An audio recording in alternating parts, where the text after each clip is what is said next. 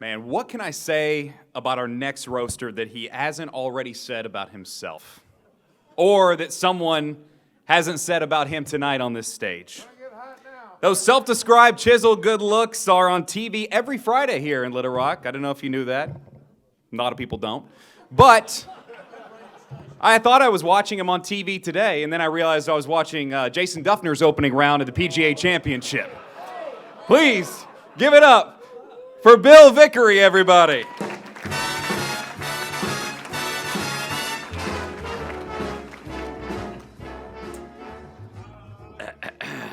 Well, most of my jokes are gone, so I'm left with all the Donald Trump administration jokes. Was told I couldn't do those. Can't go through that. Can't go through that. Got Chris Kane here, Basil 2.0. Brought my GPS with me because I get lost in those eyes, big man. Before we get too far into this, hang on just a second. Who's had too much to drink? Too material? What was too? I'll leave these up here for you, Chris. Well, I tell you, hadn't been through something this painful since the old John L. Smith season. It's a brutal time. Although the table does look like the Republican debate, doesn't it? I say this as a Republican. We've got thank you, Joe. We appreciate you hosting the president so many years ago. We got the poor black guy, smart, but we don't let him talk for very long. We got the poor woman. We put her at the very end. And the main attraction is some self-absorbed guy who talks, who's always fighting with hot television reporters. That's as good as it gets. When you're next to last at a roast like this, all my stuff is gone. I did wonder about Wally Hall if he had a sense of humor tonight. Now I know he doesn't.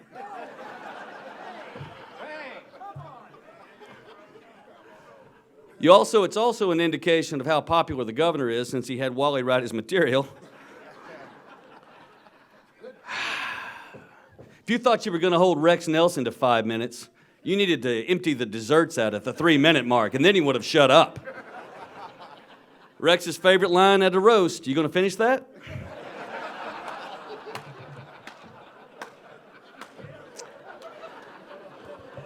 You know, Tommy Smith, I vividly remember Tommy Smith's roast. He doesn't.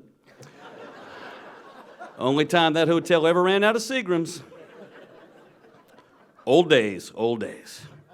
Now I know what Roger's wife feels like 4 minutes and 30 seconds after everything's done.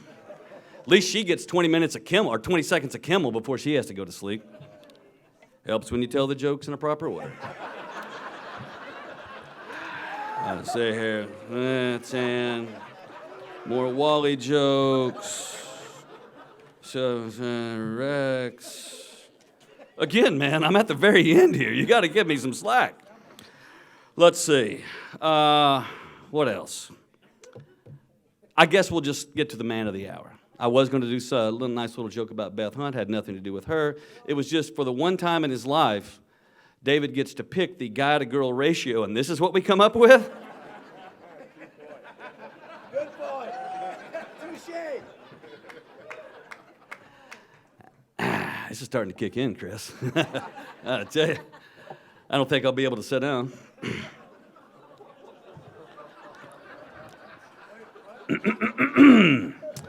Now let's get to the man of the hour, David Basil, or the man of many hours, evidently. We all know that David has left a string of broken hearts and thong panties from here to Destin, Florida. You notice that Maureen Glisevic's laughing a little loud back there at that joke from Channel 7. I don't want to get into that too much. You know, few people know that David brought the size medium t-shirt to Arkansas. Before then, ass clowns were running around Little Rock with just your regular Hanes t-shirt on. And David brought the schmedium to Little Rock. He and I went out, both being single men, he and I went out one night, and I noticed right before we went into the restaurant, David drops down by the car and he does a quick 25 push-ups, a little party pump.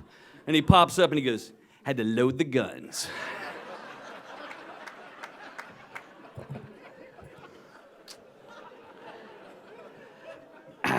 He's brought those shorts out earlier. I first met David when he was, for those of you who worked in downtown Little Rock in the early 90s, oh man, pre-McConaughey, he was the shirtless king of jogging in downtown Little Rock. Dragged all those homeless people down to what's now the River Market. But he had a pair of shorts on that were so tight at one point. First of all, I saw he was a Gentile.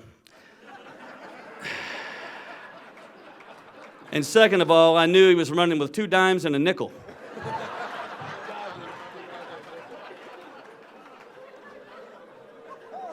Hey-oh, hey-oh. Ladies covering her ears. I really screwed up, didn't I, Governor?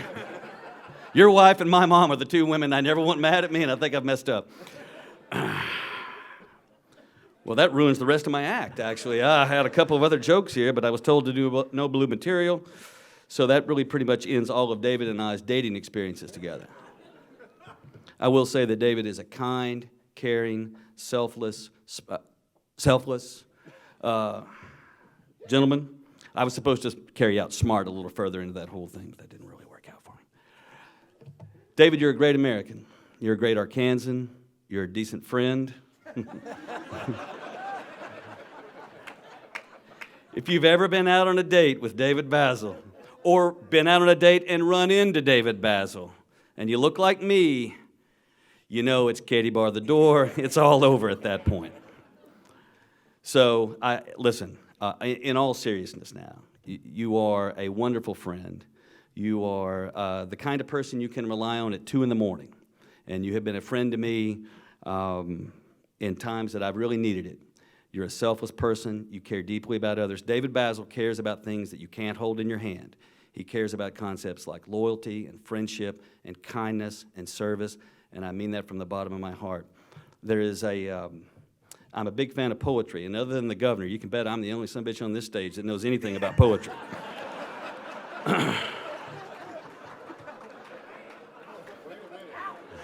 Well, excuse me, I'm sorry, but Nipsey Russell doesn't count, Keith. Come on.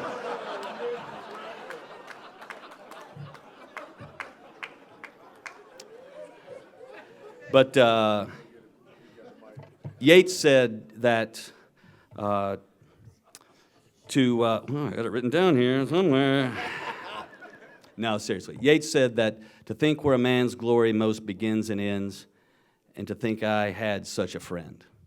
And that's you, David Basil. You are my friend. Thank you. Thank you. Well done, my friend. Well done.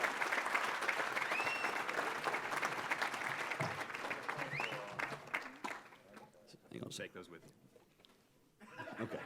All good. Bill Vickery, everybody.